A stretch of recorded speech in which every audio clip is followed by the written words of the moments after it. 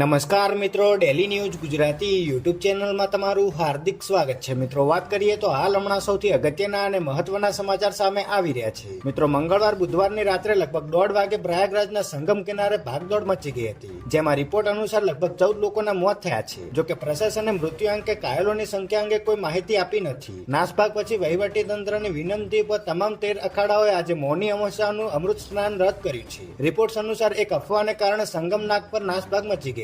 કેટલીક મહિલાઓ જમીન પર પડી હતી અને લોકો તેમના પર દોડી આવ્યા હતા. અકસ્માત બાદ 70 થી વધુ એમ્બ્યુલન્સ સંગમ કાંઠે પહોંચી હતી. ઘાયલો અને મૃતકોને હોસ્પિટલ લઈ જવામાં આવ્યા હતા. અકસ્માત બાદ એનએસજી કમાન્ડોએ સંગમ કિનારે ચાર્જ સંભાળ્યો હતો. આજે મહાકુંભમાં મૌની અમાવસ્યાનું સ્નાન છે, જેના કારણે શહેરમાં અંદાજે 5 કરોડ ભક્તો ઉપસ્થિત રહેવાનો અંદાજ છે. વહીવટી તંત્રના જણાવ્યા અનુસાર મોડી રાત સુધીમાં 8 થી 10 કરોડ ભક્તો સંગમ સહિત 44 ઘાટ પર સ્નાન કરે તેવી શક્યતા છે. આના એક દિવસ પહેલા મંગળવારે 5.5 કરોડથી વધુ શ્રદ્ધાળુઓએ સંગમમાં સ્નાન કર્યું હતું. સુરક્ષા માટે 60,000 થી વધુ જવાનો તૈનાત છે.